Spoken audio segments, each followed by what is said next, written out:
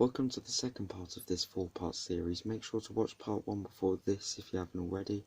As we know, this film is awful, so it will take a lot to fix it. Our film starts with Palpatine talking to the Jedi Council about the creation of a clone army, as the war has been going on since the Battle of Naboo, so the Jedi are severely outnumbered.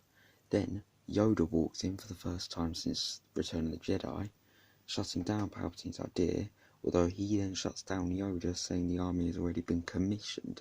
So Yoda tells the other Jedi about a peace treaty on Alderaan between some senators and the Separatist leaders, trying to get a bit of peace going between them all. Afterwards, we cut to Padme, Anakin and Obi-Wan in her house on Coruscant, where she gets attacked by the probe droid, so Anakin jumps out the window after the droid. Then, after a speedy chase between Obi-Wan, Anakin and Zam Wesell, we end up in the nightclub, where Zam shapeshifts into Obi-Wan, and Anakin senses her, killing her instantly before they can get any intel out of her, his emotions being out of whack, a bit like Obi-Wan's in my version of the Phantom Menace. Then they meet fanboy Owen Lars in the Coruscant hangar bay, and when heading to Alderaan, they get ambushed by Separatist fighters, showing how good Anakin, Obi-Wan and Owen are as pilots. That night we have a senator's banquet, which Obi-Wan struggles with, since looking at Padme reminds him of the guilt that still riddles his mind for Qui-Gon's death, and while meditating he sees a constantly changing face engulfed in flames, and seeing flashbacks of Maul killing Qui-Gon.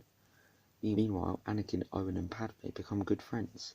The next day the Separatist leaders arrive, and in the conference room an argument breaks out between the senators and Separatist leaders.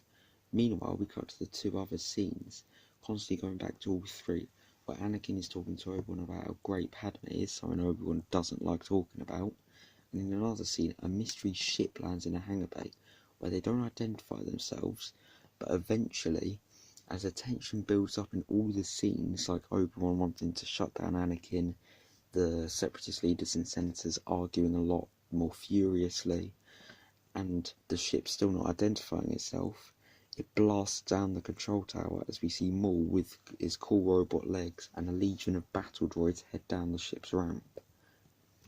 Then in the conference room, Dooku and the other Separatist leaders quickly escape before the blast doors shut, but they're spotted by Anakin and Obi-Wan as Dooku tells the others he'll handle this. Anakin runs off to the conference room while Obi-Wan runs after Dooku and the others. The leaders get on their ship, but Obi-Wan ignites his lightsaber behind Dooku. They have a very brief duel with just a few strikes, ending with Dooku pushing Obi-Wan away and escaping, but Obi-Wan still manages to throw a tracker on his ship in the nick of time. Meanwhile, Anakin is trying to find a way to get into the conference room, where he runs into Maul and his legion of droids. Maul crushes a droid after saying they could use detonators. Then he sees Anakin just sending all his droids onto him, which Anakin eventually gets overwhelmed by while Maul is cutting the door open. However, Owen shows up and helps Anakin by blasting some of the droids down, getting a bit of friendship between Anakin and Owen. So Anakin eventually engages in a duel with Maul, something Maul finds easy, just taunting Anakin, and we see this when he chops off his hand.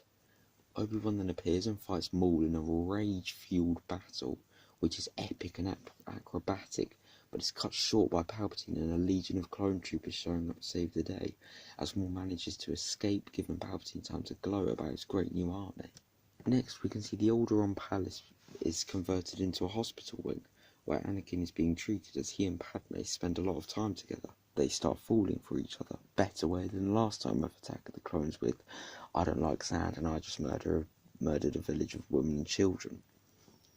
And then while this is going on, we get a scene of Maul and Dooku on a Separatist cruiser in the Outer Rim, as Dooku apologises for failing to capture the senators, something Maul doesn't accept, obviously, as they engage in a duel against each other, where although Maul is the most powerful, Dooku still puts up a good fight.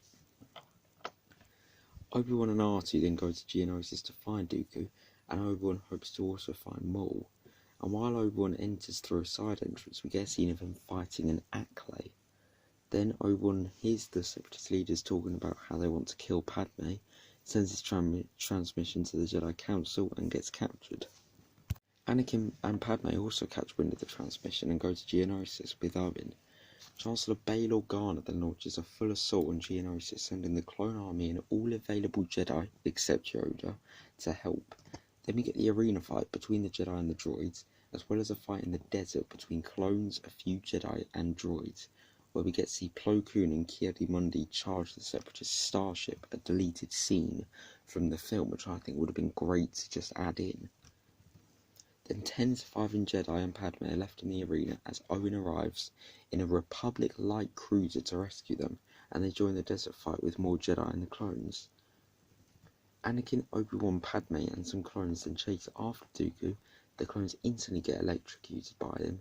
Then still focusing more on Obi-Wan, because people just apparently want to fight Obi-Wan more in my scripts. Just brushing Anakin to the side before knocking him out and striking Obi-Wan in the leg. So Padme comes running over to them, and that's when Dooku's about to kill them all.